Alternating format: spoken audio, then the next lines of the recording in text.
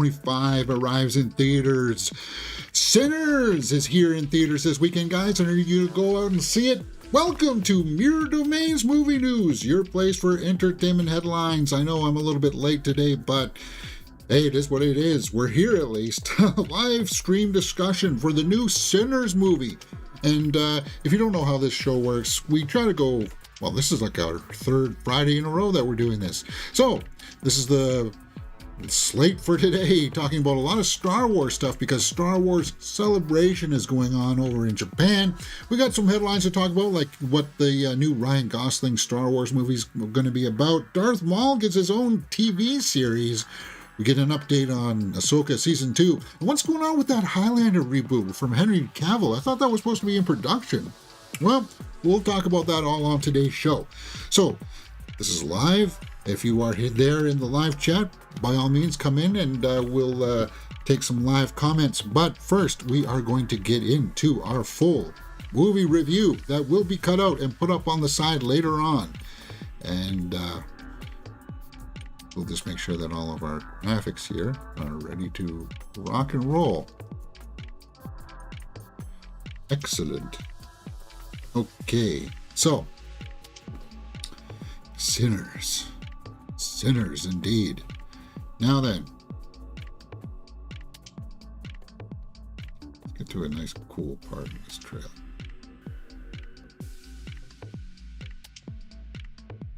Where can we use? What can we use?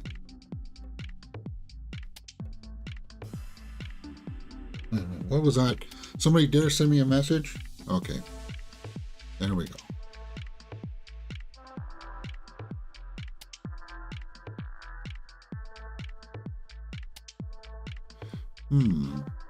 Guess I should have probably figured out.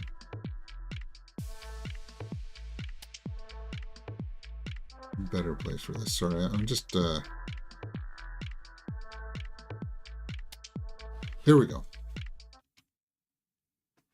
And this will be cut out, put up on its own separate channel as we continue on to get this thing underway, because Sinners is definitely a movie worth talking about.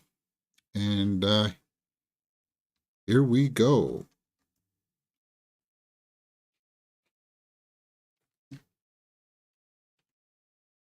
Can you hear that audio? Why is it?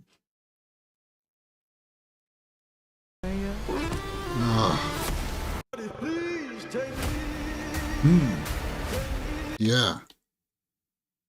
Okay. We're gonna kill every last one of you. That's Haley Steinfeld in Sinners, also starring Michael B. Jordan, and this is my movie review. Sinners is directed by Ryan Coogler and indeed stars Michael B. Jordan, Haley Steinfeld, and Delroy Lindo. And it tells the tale of two brothers leaving their troubled lives behind in gangsterism, and they come back home to start a pub, a speakeasy, because this is in the time of Prohibition, right?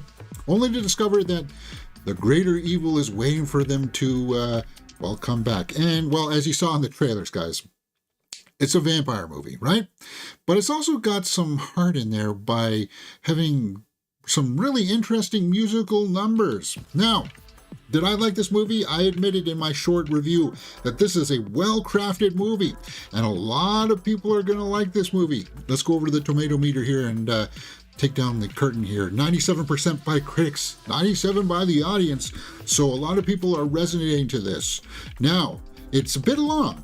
It's just a little over 2 hours with a runtime of 2 hours and 17 minutes. It's got a rather lengthy post-credit scene, or mid-credit scene as well. It's got a post-credit scene. It's got two. And if you like the mix of Ryan Coogler and Michael B. Jordan, who have worked together on, well, Black Panther and Creed, then I think you probably will also like this movie, because you are here looking for positive reviews, and we're going to be hard pressed to find people that are going to have problems with this movie.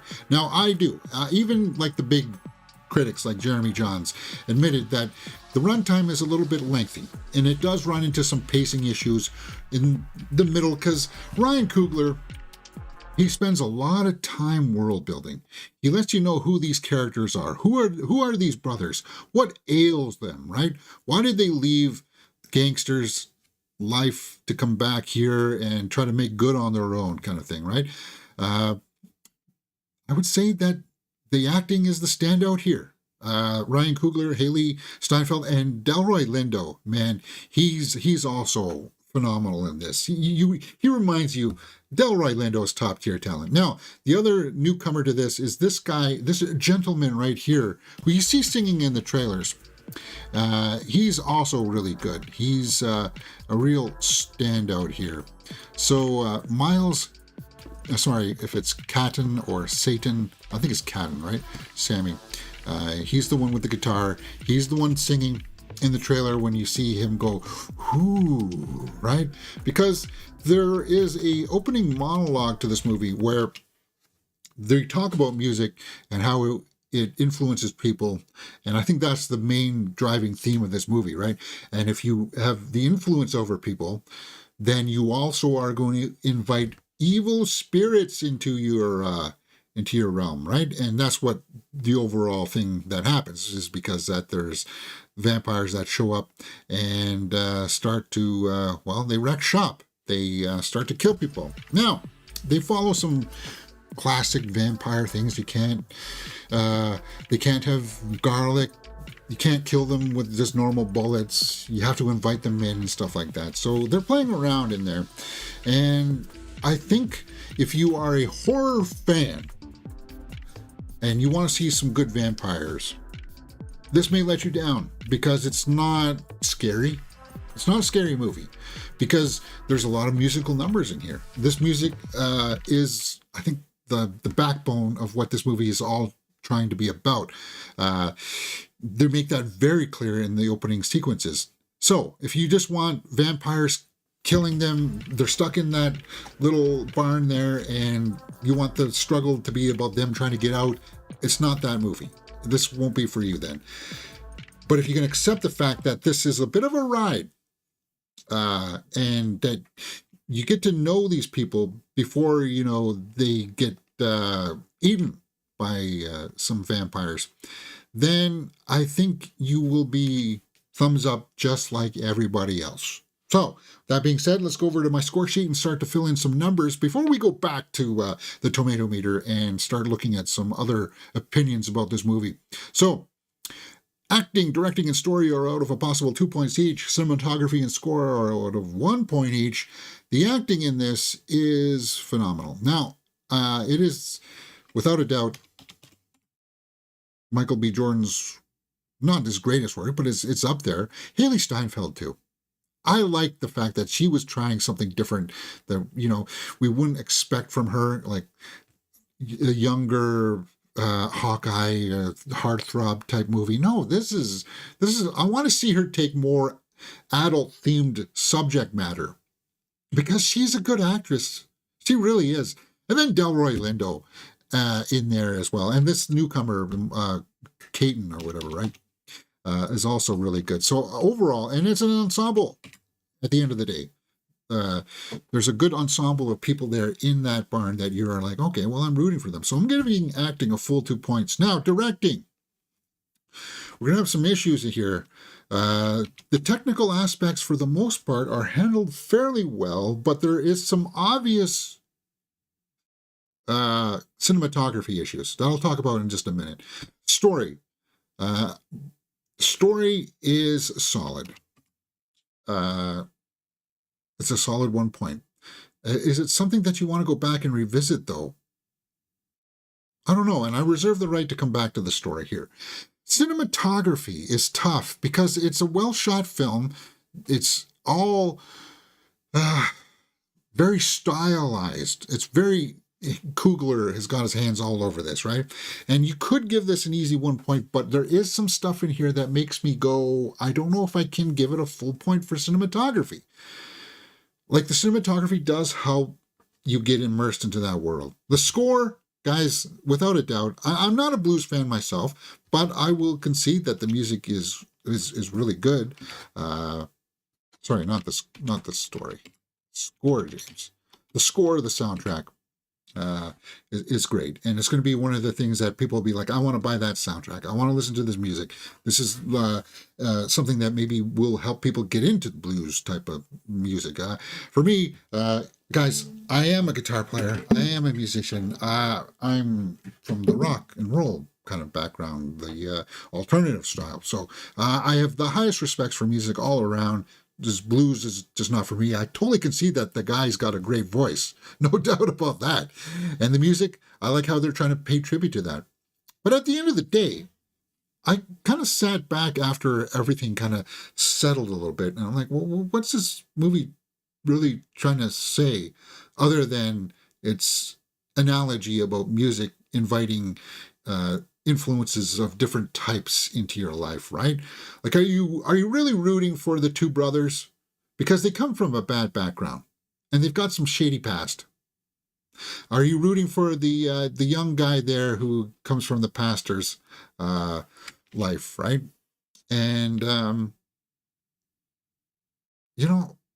don't know if you are or not, but you're kind of like following him through this story, and the brothers there, Smoke and Stack, are kind of like, okay, they're trying to make good, but when the vampire stuff happens, it doesn't happen until the last 40 minutes of the film. I looked at my watch and I was like, guys, we are an hour and 20 minutes into this, and the vampire stuff hasn't happened.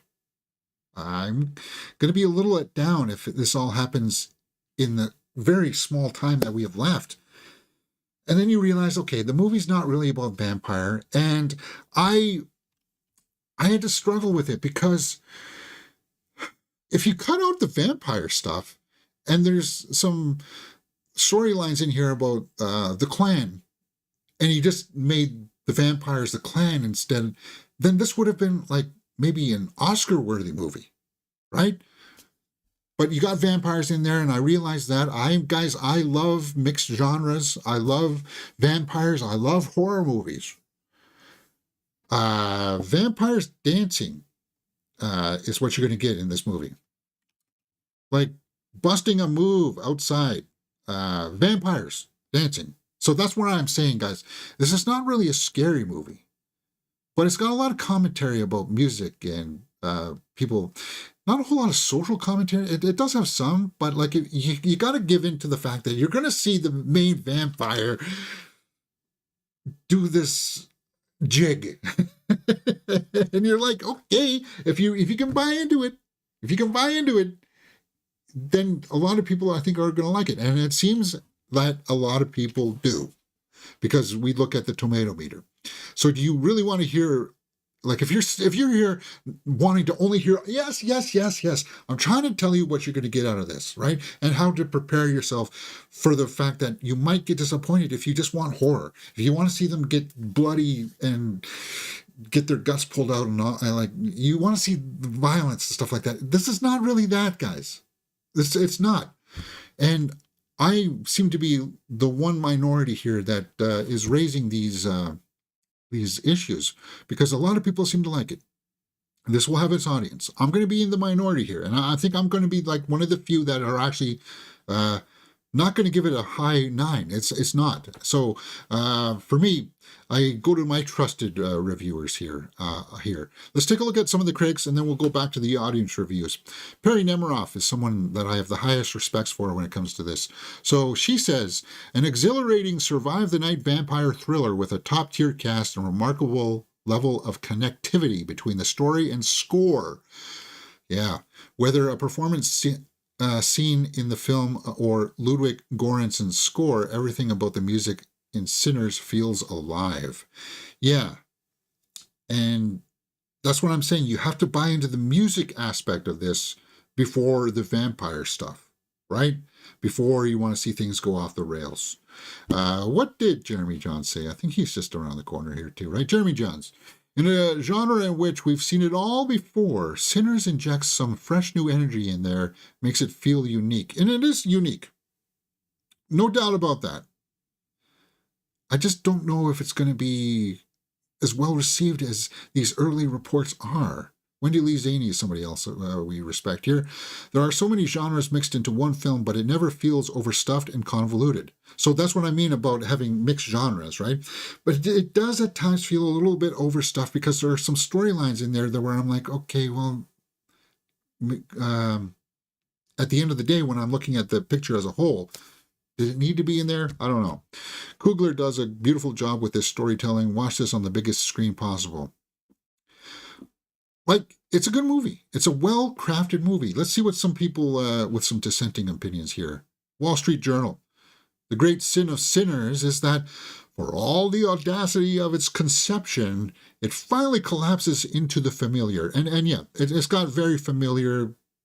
From Dusk Till Dawn, I think Jeremy Johns compared it to Don't Let the Vampires In or They're Going to Eat You, and the same kind of trope of, well, my family's at risk here, so I got to try to make a run for it. That kind of thing, right? That's what they mean by familiar tones here, right? And there's not going to be many people, like, it sounds like I'm ragging on it. But I just want to give you guys my honest opinions about it. Would I go back and watch this again in the theater? Probably no, because right now I would say still that Warfare is the best movie of the year. Warfare, guys. Warfare. So that's where I'm landing. Let's go over to finish out my score sheet here, and let's see where it lands in its final score for me. Now, watchability factor. If you're a Ryan Coogler fan, if you are a Michael B. Jordan fan, a Haley Steinfeld fan like me, I'll always watch her. Great stuff from her. If you are into the blues type of music, it's definitely worth watching. And I guess I'm going to watch other people's reviews about it. It's got to sit a bit. It's sitting at 7.5 there. I know what I wanted to do. I wanted to showcase the cinematography here, because there's some stuff here that is, well, it makes me think about the way that things are shot, because there's a certain volume to certain scenes where they're just sitting in cars and everything's blurry in the background. They're standing in a field and the background's blurry. And yeah, it's because, well, back then they didn't have, or right now we don't have the cotton fields to show you, but really we don't. We don't have cotton fields that you can go shoot this stuff in.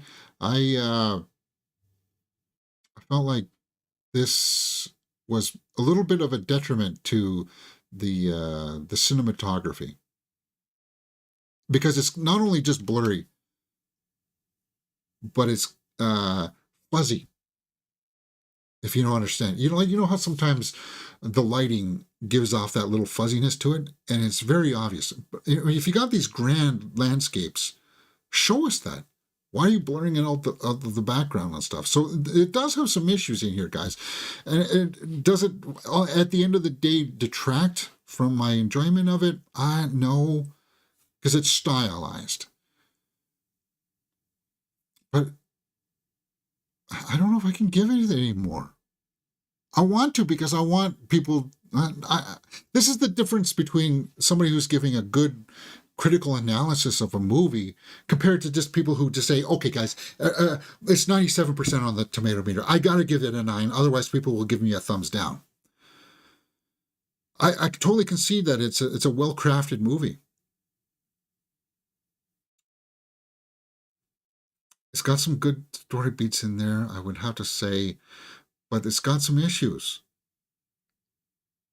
And the mid-credit scene is like 5 minutes long. You got the sense that they were trying to set up franchise with this. And I think this is where I'm going to stay. I can't fight for anything more on this. 7.5 for Sinners. And I know I'm going to be in the minority, but 7.5 is not a bad score. Know that. 7.5 it's worthwhile. But compared to what else is in theaters, Sinners, Warfare is still, Warfare is one of those movies that just sticks with you.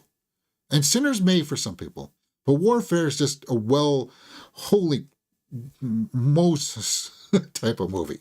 And the amateur reviews up on the channel as well as drop.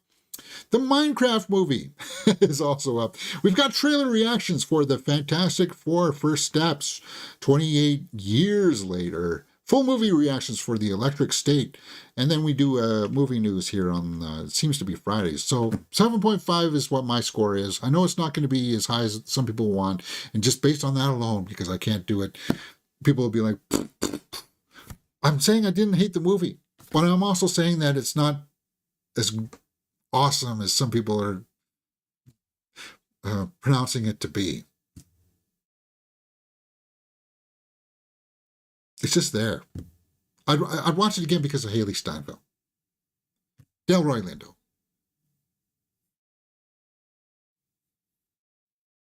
Let me know what you guys think in the comments below. You're watching Mirror Domains.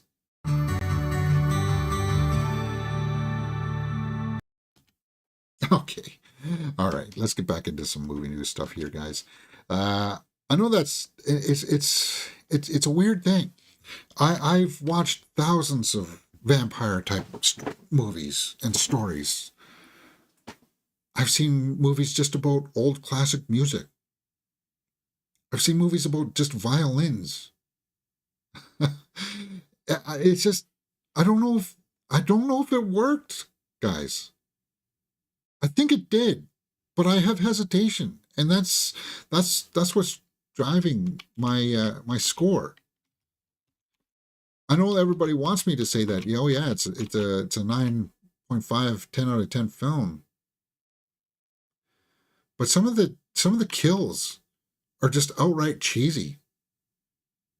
Like cheesy. Like it is like From Dusk to Dawn cheesy.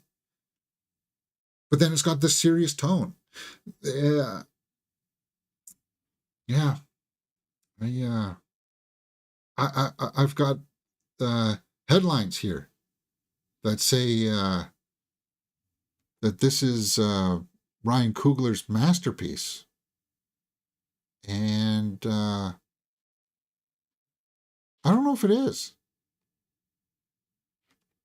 Right? Ryan Coogler's perfect ending proves that this is his masterpiece. I don't think so. Because there's some stupid stuff that happens at the end. Like, you have a chance to kill a vampire, but you're not going to. Kind of stuff, guys. It is a different movie. Dancing vampires. Singing vampires. Busting out a jig. And that'll work for some. It will. But I'm a horror fan first, I suppose. And when vampires aren't scary, then you got to look at it as an art piece, I would have to say. Like an art house piece. This is why I'm saying that it would have probably worked just as fine if you had the Klan as the bad guys instead of vampires. But Ryan Coogler, he admitted in these interviews that vampires was his inspiration. But you take out the vampires and put in the Klan instead that come and try to stop their night of fun, the movie would hit more. It would punch more. And people would say, well, we've seen all that stuff before too. It's a tough call. It is.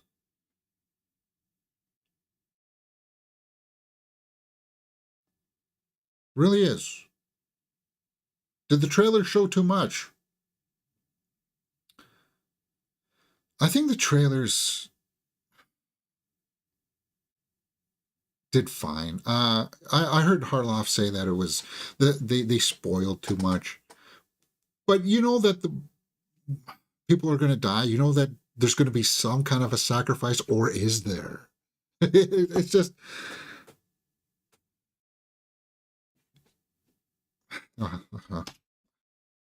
You guys know how I feel about it. I think I've explained myself. Delroy Lindo, though, he's awesome in it. He is. He just shows you he's one of the greatest actors out there right now, still working. Delroy Lindo teases who he would have been in Marvel's Blade movie that got shelved. So he was going to be in Blade, right? When Marvel came to me, they seemed to be really interested in my input, and in various conversations I had with producers, the writer, the director at the time, it was all leading into being very inclusive.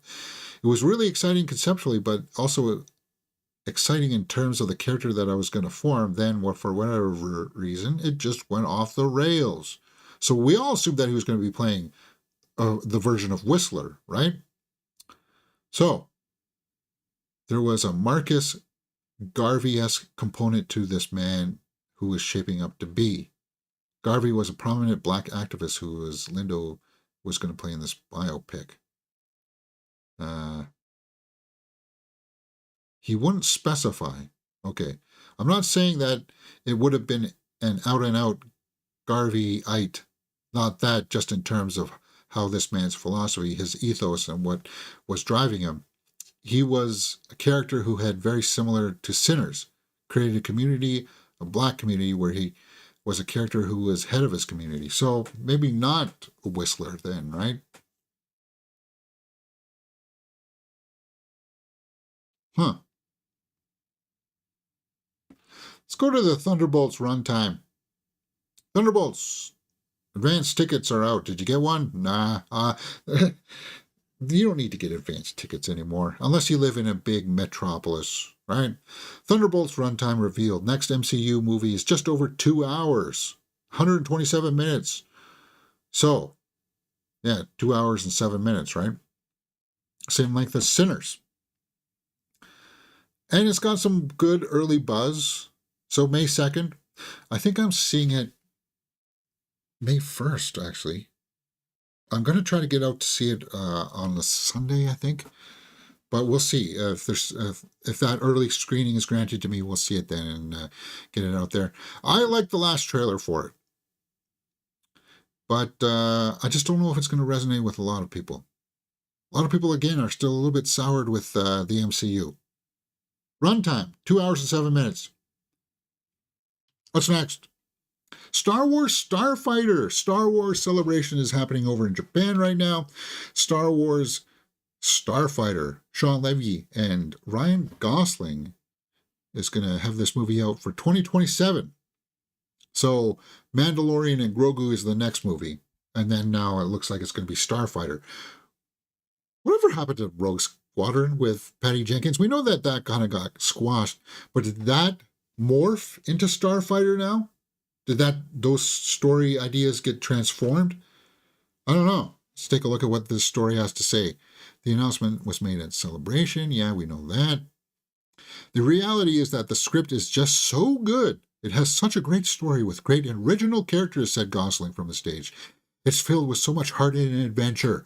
There just really is not a more perfect filmmaker for this story than Sean. Never tell me the odds. And Solo-esque hat. Now, you see, Gosling does have the charisma of Harrison Ford. That would have been an awesome choice as the younger Solo. It really would have been. But he's going to be a starfighter. Okay. As you can see in the picture, I guess I was probably dreaming about Star Wars before I even saw it. So he's just saying that he was a huge Star Wars fan. Yeah. Mandalorian and Grogu is next, but that is his comforter, his blanket. I had the pillowcase to that set. I never had the blanket part. I still have the pillowcase, but it's all worn and faded. Cool. So, my thoughts? Cool. We want some more Star Wars stuff. I trust Sean Levy. It would be awesome if Ryan Gosling was in it. This is the one that Mikey Madison turned down to be in. Really interesting choice about that for her. I guess she's a little bit dubious about being in a Star Wars property right now. Star Wars needs to rebuild its brand. It's been hurt. There's no doubt about that. We'll see if it can rebound, though. Next, with the Mandalorian and Grogu. Action-heavy footage brings Baby Yoda to the big screen at Celebration. Yeah, I was assuming that we would get a trailer for this over this weekend, and we still may. So if one drops, then we'll do a quick trailer reaction to it. We've reacted to all 3 seasons of Mandalorian. I like the 3rd season because I like Bo-Katan. I like Katie Sackhoff. And we'll have to see. So we know that the concept is basically they're with Jabba the Hutt's son or something like that. Trying to make their way in the galaxy. It'll be okay, I think. I don't know if it's going to be awesome, but it's got a good cast. Sigourney Weaver's in there.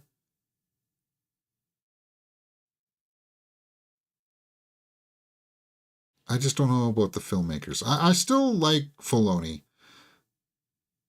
but I don't know about his judgment in making calls of creativity. Favreau, he's got my support. Kathleen Kennedy, I guess the less we say about her, the better. Right? Because that'll just ruffle the feathers of everybody. What's next? Darth Maul series. Darth Maul. Animated series coming to Disney Plus 2026. Maul, Battle Lord. I guess it'll be voiced by Whitwer, right? Has to be. So this will be about his uprising in the criminal underworld, Crimson Dawn. As long as he bring in Shizor as well, please. But he was Black Sun, right? But yeah, have the warring factions. We'll, I guess,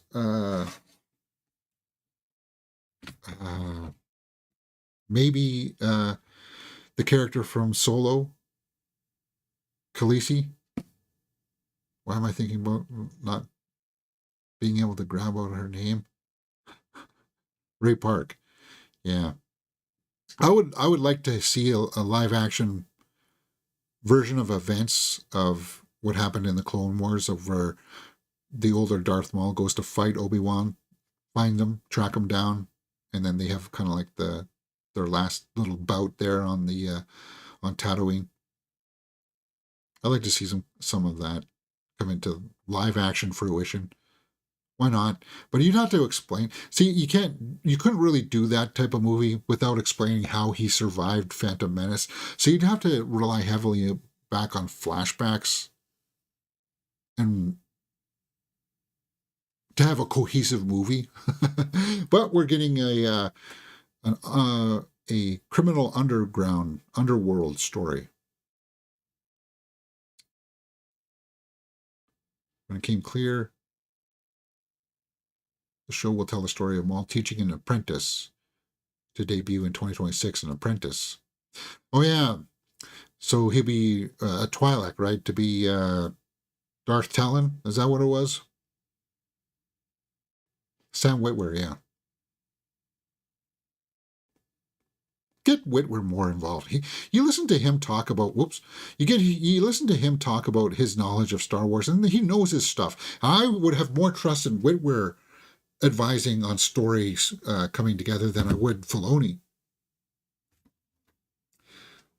He's just got it all stored up in here as a character, and he knows like all the way down to like how people fight and stuff like that.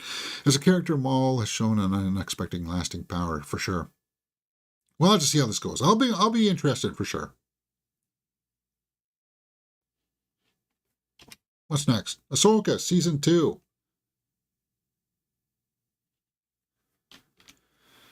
Ahsoka season 2 is exactly what Star Wars fans wanted to hear. Is it? I liked Rosario Dawson as the character. I think the script had some serious issues. There's just something about it that felt a little lackluster, and I wanted it to be a little bit more cinematic, and I think that went down to the directing. And they got to get rid of these lightsabers, the actual light tubes, guys. If you heard Ewan McGregor and Hayden Christensen talking about the new lightsabers, I don't care if it's reflecting the certain type of light off people's faces. I want to see them be able to like use it with menace, right? Season 2 rumors are to bring back some icons. So, will what are they trying to tell me here? Is Obi-Wan going to be in this? I don't know. He already was, wasn't he? No?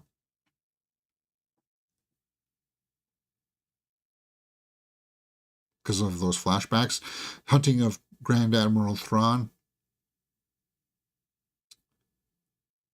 Ray Stevenson. Yeah, he's getting replaced, right?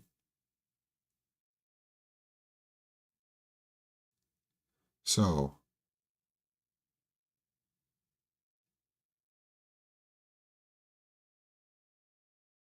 But rumors have it that Natalie Portman's close to return as Padme in a spin-off. What?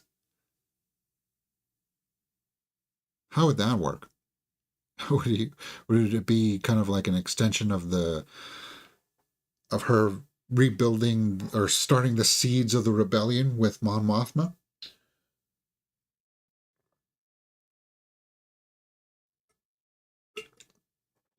If there was a logical place for Padme to return, it would have been in Andor. And have, like, Mon Mothma looking at a holocron of Padme giving an address or something like that. But I did like her as a character, and it would be cool if you could somehow work her back in. But I don't know. It was a bit of a letdown because Grand Admiral Thrawn, he's really well written in the Timothy Zahn books. It's just I don't know why they kind of made him feel neutered. Yeah. Well, we'll see how more updates come out of Star Wars Celebration. As I said, the less we have about her. Yeah. Let's move on to the Highlander reboot. What's going on with that Highlander reboot with Henry Cavill? Highlander remake starring Henry Cavill finds a new home at Amazon MGM Studios. And wait a minute. I thought this movie was already supposed to be done filming. It hasn't even started. As soon as I started reading this article, guys, they've been trying to make this reboot for 9 years now. 9 years. And you know what? You read the story and it sounds like they don't even understand what made the first one popular because they want to reinvent the wheel with it, right?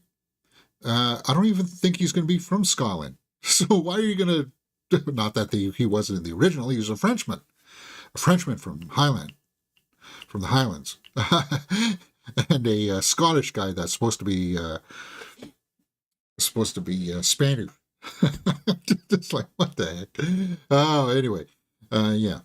But that's what made the first one charming.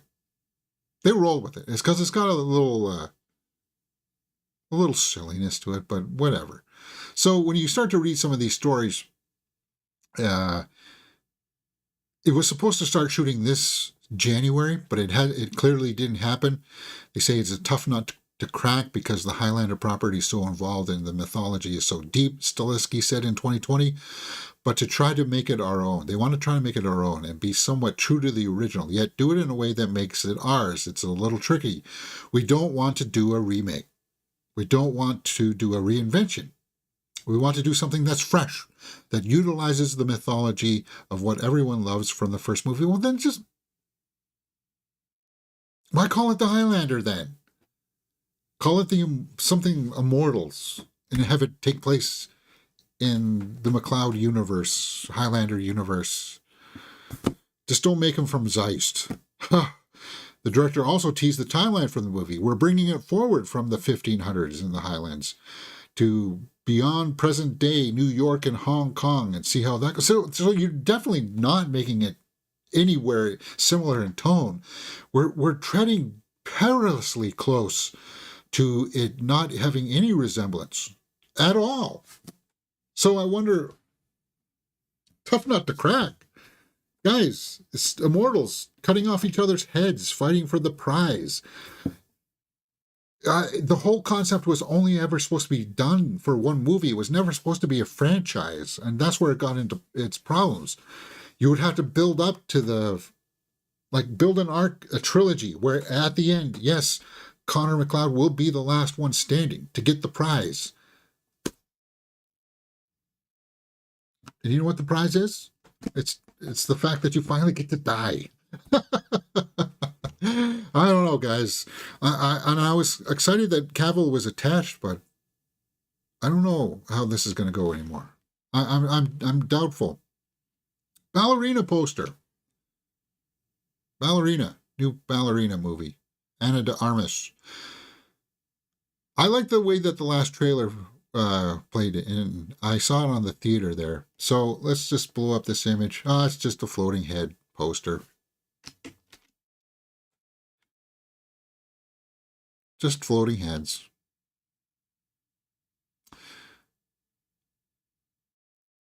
I thought, this movie has had production issues. They had to refilm 70% of it, I believe, because an early cut, and people were like, what is this?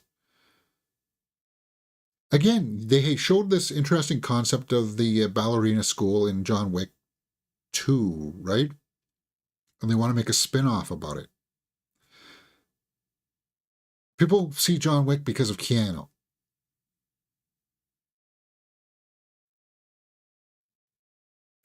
I don't know if this is the right time in the climate to have a John Wick, a female John Wick.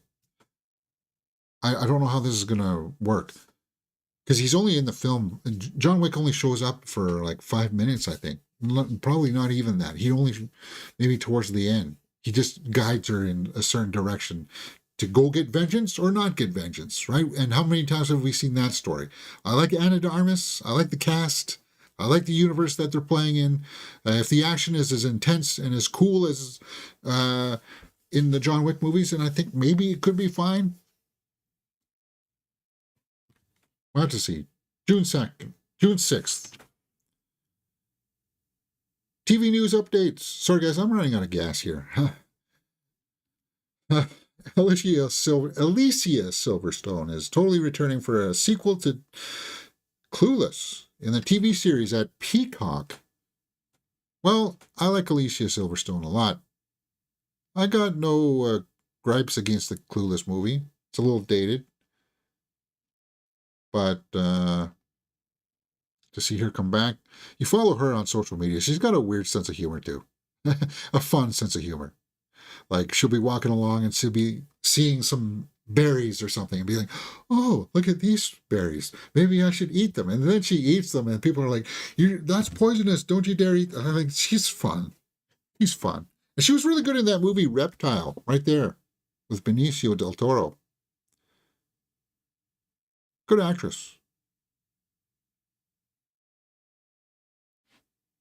Married, 2005 to 2018. She's single? No. But she's fun. We'll have to see how that pans out. Would you watch a Clueless TV series? What's this? Sandman summons a teaser and release date for season 2. Now, I liked the second half of Sandman season 1. I like the grandiose of the scope of what they were shooting for. I like the cast. But now that we know that this is definitely the end of it, there's not going to be any more seasons because of the allegations against the creator, that guy, that stopped it dead in its tracks. The Dream King returns. Season 2, Volume 1 premieres July 3rd, sorry, and Volume 2 on July 24th. So they've split it up just like the way they did for the Stranger Things, right? You know how they did a big bulk of it at the beginning of the month, and then at the end of the month they had the last 2 episodes.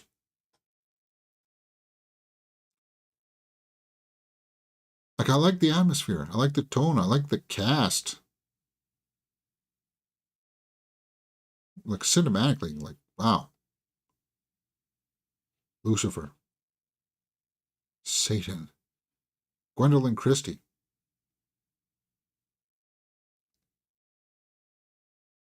Some really interesting stuff. I don't know if we can do watch alongs for it or not. Because I just, the interest is just not there. All right, is that it? So let's close out with this. Will Sinners be #1 at the box office this weekend?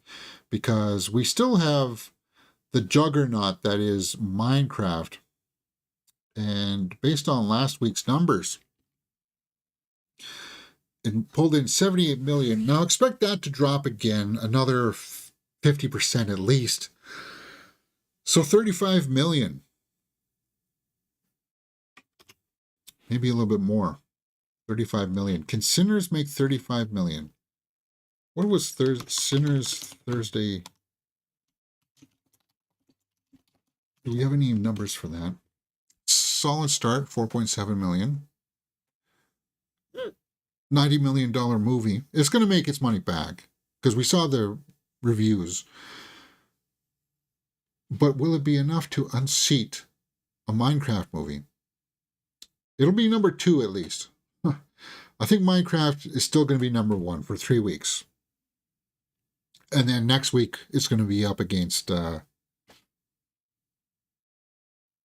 Accountant 2. That's it? Oh, wait. No, that's not going to work. So Minecraft will be maybe 4 weeks in #1. Yeah, because then it'll be all the way till May 1st when Thunderbolts will be enough to knock it out. But it's sitting at 570 worldwide. And do you think it really has enough in the tank now to go another 400 million? Like, it's slowed down now. For the next 2 weeks, do you think it's going to make another 500 million to make $1 billion? I don't think so. I think it's going to tap out maybe around 850. But I could be wrong. What did a Minecraft movie get right that Borderlands got so wrong? Well, both prove that you don't need a good movie necessarily to make money, because Minecraft is god awful. I'll tell you this, I enjoyed Borderlands over Minecraft because I like Cate Blanchett. But I didn't know, I never played any of the games. Basically, this article goes on to say that they didn't understand the bad guys. So, yeah, this is a disturbing image. The Frankenstein baby.